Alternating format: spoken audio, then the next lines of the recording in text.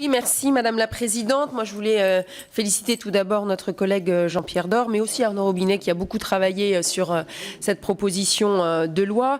Une loi que j'ai co-signée et qui peut être considérée comme une espèce de contre-proposition, un contre-projet à la loi santé que le groupe Les Républicains n'a pas voté. Cette loi du 16 janvier dernier qui comportait des avancées, notamment en matière de prise en compte de la prévention, mais qui a, il faut bien le reconnaître, crispé les professions médicales.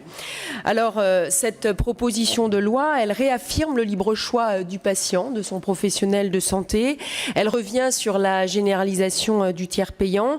Elle considère que les cliniques peuvent exercer également des missions de service public et elle propose de faire évoluer la formation des médecins afin qu'ils découvrent d'autres pratiques que les seules pratiques hospitalières, ce qui permettrait d'avancer précisément dans ce que vous venez de dire, Madame la Présidente, sur le choix d'installation des jeunes médecins en particulier.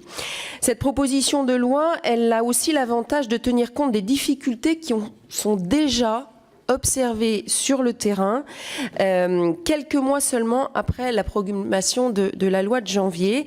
Elle fait évoluer les plateformes territoriales d'appui de la médecine libérale et les communautés professionnelles territoriales de santé. Autant de, j'ai envie de dire, de créations qui sont quelque peu vécues sur le terrain comme des innovations technocratique et je pourrais ajouter les groupements hospitaliers de territoire. Si ça marche bien sur certains, sachez que ça ne manque pas d'inquiéter notamment les élus qui se sentent totalement écartés des choix qui seront faits à terme de ces groupements hospitaliers de territoire.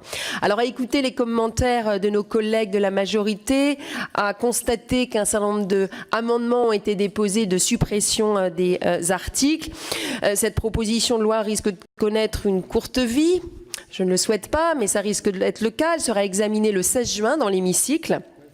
Elle risque fort de connaître le triste sort du rejet, alors que pour les Républicains, elle constitue au contraire une véritable réponse concrète aux interrogations des professionnels de santé sur le terrain et bien sûr de nos concitoyens.